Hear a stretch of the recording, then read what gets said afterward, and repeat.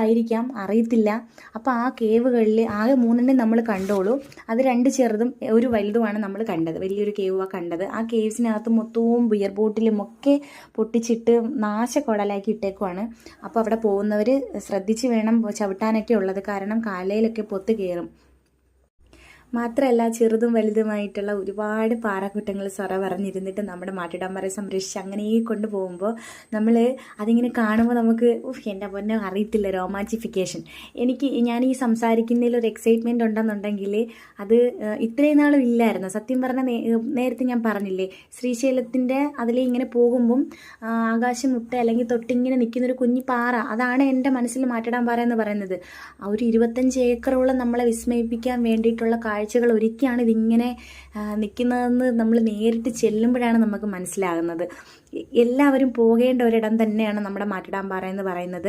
മാത്രമല്ല നമ്മുടെ കടക്കൽ ദേവീ ക്ഷേത്രവുമായിട്ട് ബന്ധപ്പെട്ട് എന്തൊക്കെയോ ചരിത്രം കാര്യങ്ങളൊക്കെ അവിടെ ഉണ്ട്. ഒരു പാറയിൽ ഇങ്ങനെ സെൻട്രൽ ഭാഗത്തായിട്ട് ഇങ്ങനെ അവർ കട്ട് ചെയ്തിട്ട് അതെന്തോ പാറ വെച്ചിട്ട് തന്നെയാണ് അടച്ചേക്കുന്നത്. അവിടെ നമ്മളിങ്ങനെ കൊട്ടുമ്പോഴത്തേക്കും നമുക്ക് അകത്ത് പൊള്ളയായിട്ടുള്ള അത് ഫീൽ ചെയ്യും. നമുക്ക് ആ സൗണ്ടിലൊക്കെ വ്യത്യാസം വരും. ഞാൻ എന്തൊക്കെയോ റീൽസിലൊക്കെ മറ്റെവിടെയൊക്കെ ഞാനിങ്ങനെ കണ്ടിട്ടുണ്ടെങ്കിലും ആദ്യമായിട്ട് അങ്ങനെ ഒരു അനുഭവം കിട്ടിയപ്പോഴത്തേക്കിന് വല്ലാത്തൊരു അനുഭൂതിയായിരുന്നു അത്.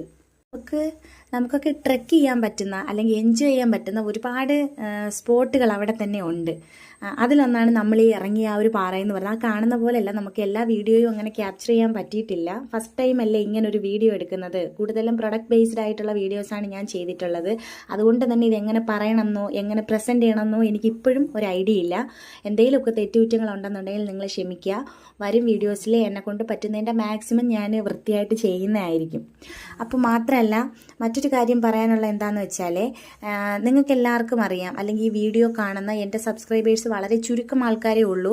അവരിൽ 85% ആൾക്കാർക്ക് അറിയുന്നതാണ് ചെമ്പരത്തി ഹെർബൽസ് എന്ന് പറയുന്ന ഒരു ചെറിയൊരു സംരംഭം എനിക്കുണ്ട്. ഞാനും എൻ്റെ അമ്മയും ചേർന്നാണ് ആ ഒരു സംരംഭം മുന്നോട്ട് കൊണ്ടുപോകുന്നത്.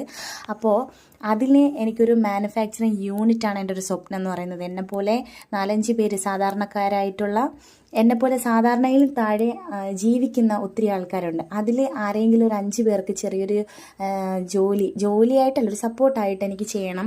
അതുപോലെ എൻ്റെ പ്രോഡക്റ്റ്സിന് ഒരു മാനുഫാക്ചറിങ് യൂണിറ്റ് വേണം എന്നുള്ളൊരു സ്വപ്നമാണ് എൻ്റെ ഏറ്റവും വലിയൊരു എയിം എന്ന് പറയുന്നത്. അതിന് വേണ്ടിയിട്ടാണ് ഞാൻ ഈ ഒരു യൂട്യൂബ് ചാനൽ എന്നെക്കൊണ്ട് പറ്റാഞ്ഞിട്ട് കൂടി ഇനി പറ്റും കാര്യം ഇപ്പോൾ ഒരു കോൺഫിഡൻ്റ് ഉണ്ട്.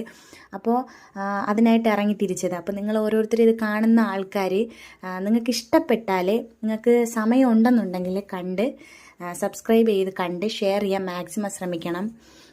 കാര്യം ഞാൻ 7 വർഷത്തോളമായി ഞാൻ ഈ ബിസിനസ് ചെയ്യുന്നുണ്ട്. അപ്പോൾ അതിൽ നമുക്ക് നേട്ടങ്ങൾ എന്ന് പറയാനായിട്ട് എനിക്ക് ധാരാളം ഫാമിലി മെമ്പേഴ്സിനെ കിട്ടി എന്നുള്ളതാണ്. ഒരുപാട് സഹോദരങ്ങളെ കിട്ടി, ഒരുപാട് അമ്മമാരെ അനിയത്തിമാരെയൊക്കെ കിട്ടി എന്നുള്ളതല്ലാണ്ട് നമുക്ക് മറ്റൊന്നും നമുക്ക് എന്താ പറയുക നാളത്തേക്കെന്ന അല്ലെങ്കിൽ എന്തെങ്കിലും നമുക്ക് ചെയ്യാൻ കഴിഞ്ഞിട്ടില്ല ഇതുവരെ. അതുകൊണ്ട് എൻ്റെ ഒരു സ്വപ്നമാണ് ആ ഒരു മാനുഫാക്ചറിങ് യൂണിറ്റ് എന്ന് പറയുന്നത്. അപ്പോൾ ഇന്നത്തെ വീഡിയോ ഇത്രയേ ഉള്ളൂ. എല്ലാവരും മാക്സിമം സപ്പോർട്ട് ചെയ്യുക, ഷെയർ ചെയ്യുക. താങ്ക്